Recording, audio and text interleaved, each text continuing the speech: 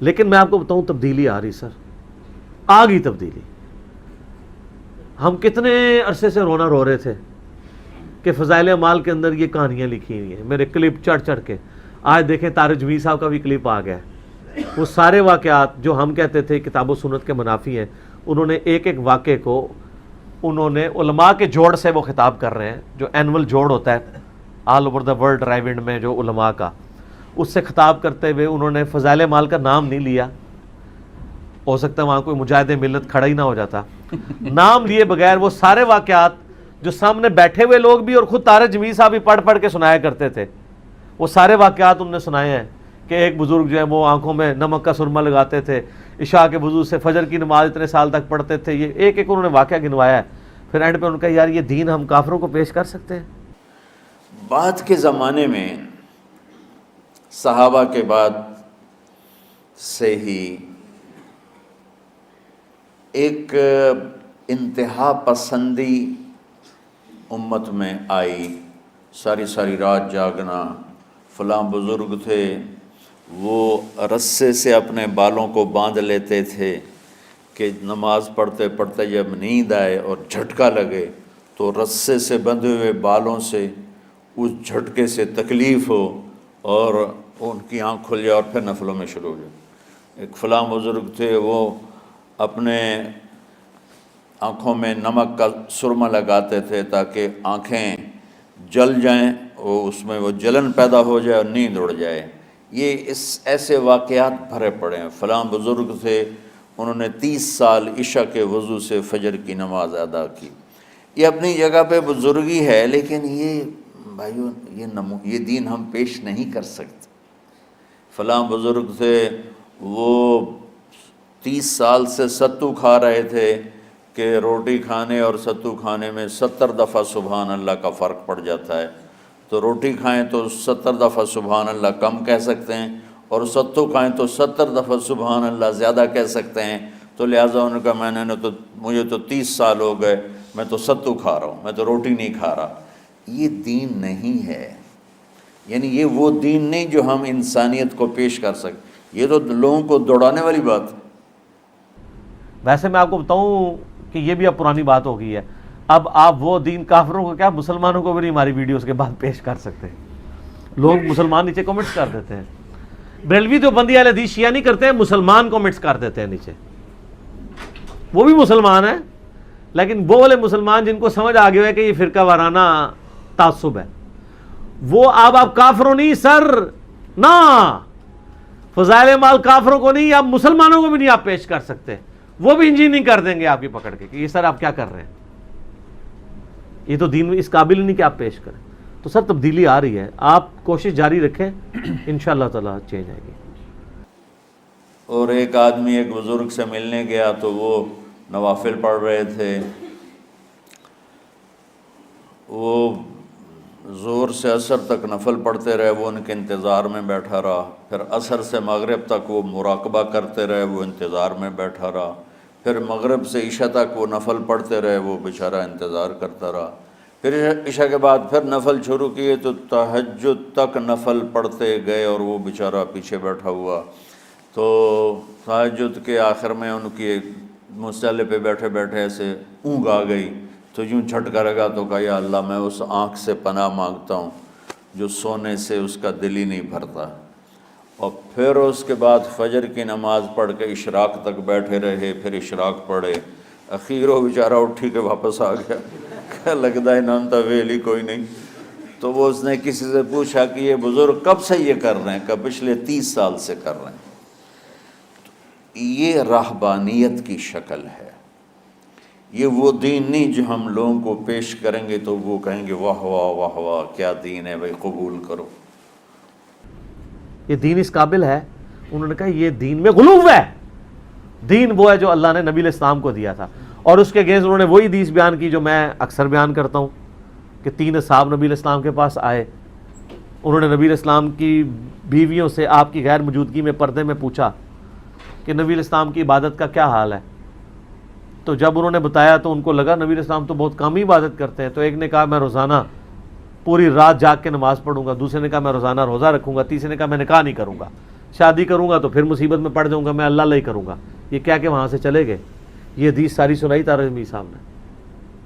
اور پھر انہوں نے یہ بھی کہا کہ اس پہ امام بخاری نے باب باندھا ہے کہ عبادت میں غلو کرنا مکروہ ہے اسلام میں. یہ ایک قسم کا غلو آیا.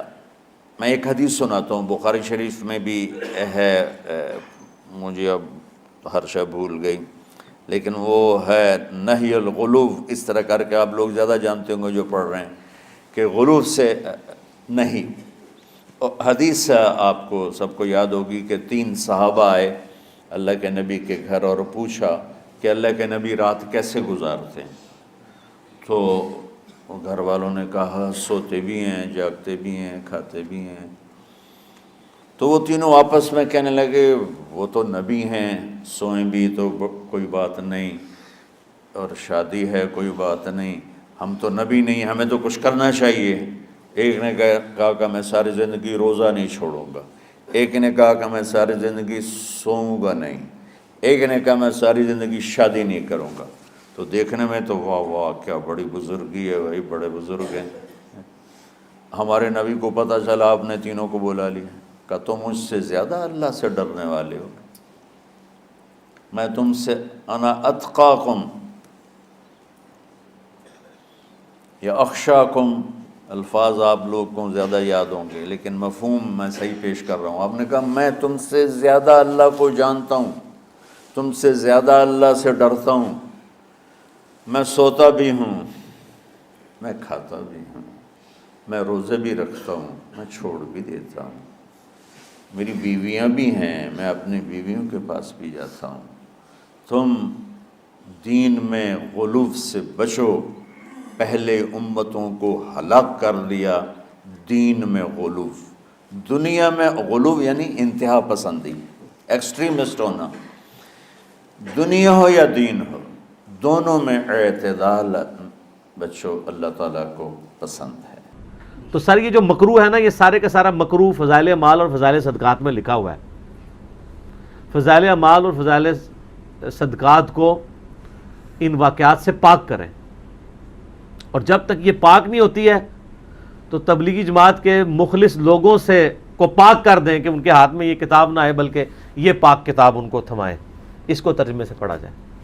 اتنی بات ہمارے اکابر بھی کہتے ہیں کہ بہرحال فضائل صدقات یا فضائل اعمال میں جو واقعات ہیں، تو چونکہ تبلیغ کا کام پوری دنیا میں پھیل گیا ہے تو اتنی بات ضرور ہے کہ یہ کرامات اور واقعات ایک حد تک تو اچھے ہوتے ہیں. جیسے میں اب ہر بیان، میں نے ایک دفعہ بیان کر دیا شہداء کے خون کی خوشبو یا وہ فرشتے اترے، اب میں ہر بیان میں فرشتے، خون اور بیٹری چارج اور فلانے قصے ہی لے کے بیٹھا رہوں گا، یہ کیا ہو جائے گا؟ غلو ہو جائے گا. بھائی اصل چیز کیا ہے؟ لوگوں کو قرآن و حدیث بتاؤ. کبھی کبھی لوگوں کو ترغیب دینے کے لیے کسی بزرگ کا کوئی واقعہ. تو جب تبلیغی جماعت بنی تھی اس وقت اتنی پھیلی نہیں تھی، اس وقت کے لحاظ سے وہ ٹھیک تھا. اب بہت سے علماء کہتے ہیں کہ جیسے عربوں میں ریاض الصالحین ہے، میں نہیں کہتا میں تو چھوٹا آدمی، بڑے علماء سے ہم نے سنا ہے، خود تبلیغ ہی کے بعض بڑے علماء سے ہم نے سنا ہے کہ ریاض الصالحین جیسے پوری دنیا میں عربوں میں ہے نا، تو ایسے ہی اب تبلیغی جماعت میں ریاض الصالحین جیسی کوئی کتاب ہونی چاہیے جس میں مستند احادیث ہیں، ان میں واقعات نہیں ہیں. تبدیلی نہیں رہی، تبدیلی آ گئی ہے.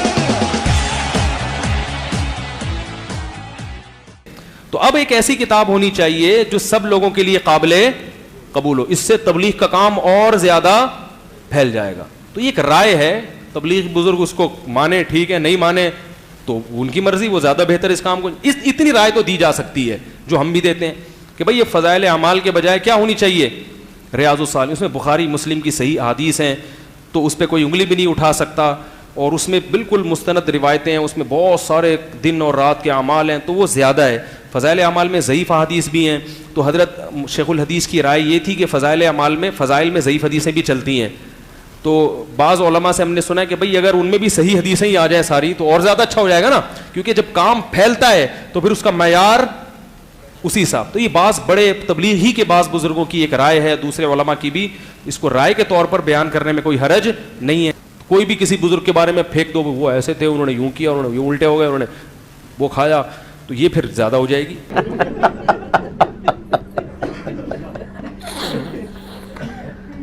ایک حد تک تو وہ میں گیا نا ایک میوزیم میں, تو مجھے وہ وزٹ کرا رہے تھے, بس تھوڑے سے وزٹ کرا رہے تھے کہ یہ جو ہے کیا نام ہے, یہ حضرت علی کی پگڑی ہے. میں نے کہا شاید ہوگی بھائی, میں نے کہا ٹھیک ہے شاید. تو دوسری یہ کیا, یہ حضرت فاطمہ کا کرتا ہے. میں نے کہا ممکن ہے, ہو سکتا ہے بھائی, اب کیا کہہ سکتے. ایسے میں ہاں کرتا جا رہا تھا. پھر میں نے کہا یہ, انہوں نے کہا حضرت موسیٰ کی لاٹھی ہے. میں نے کہا کچھ زیادہ نہیں ہو گئی, کچھ زیادہ ہو گئی, کافی دیر سے ہم کر رہے ہیں, اب کیا ہو گئی, کچھ زیادہ ہی ہو گئی. تو کرامت کا بھی ایک حد ہے. اتنی ساری چیزیں آپ ہی کے بزرگ سے ہو رہی ہیں, ٹھیک ہے, وہ بنا کے مارکیٹ میں لا رہے ہو. پیرانے پیر کے بارے میں اتنی عجیب کرامتیں, وہ جان چھڑوا لی فرشتوں سے لے جا کے, وہ واپس ڈلوا دی. یہ کچھ کیا ہو جاتی ہیں, مستند بھی نہیں ہے اور کچھ زیادہ بھی ہو جاتی ہیں. تو اس کی بھی ایک حد ہے. اللہ تو سب کچھ کر سکتا ہے, لیکن اللہ نے کیا بھی ہے کہ نہیں کیا, تو یہ بھی تھوڑا سا کوئی مستند بات ہونی چاہیے.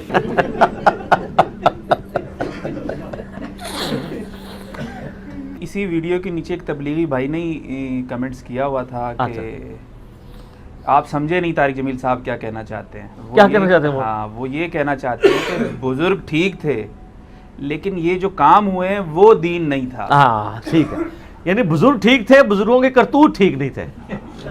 بس یہی ہے. ہاں, تو ہم بھی تو یہی کہہ رہے ہیں. ہم کہتے ہیں ڈونلڈ ٹرمپ بھی ٹھیک ہے, اس کے کرتوت ٹھیک نہیں. وہ ٹھیک اس لیے کہ اس کو اللہ نے بنایا نا, ربنا ما خلقت ھذا باطلا. فرعون بھی ٹھیک تھا, لیکن اس کے کرتوت غلط تھے. جتنے بڑے بڑے لوگ ہیں وہ ٹھیک ہی تھے, کرتوت برے تھے ان کے. جب انہوں نے کرتوت اچھے کر لیے تو وہ اچھے بن گئے.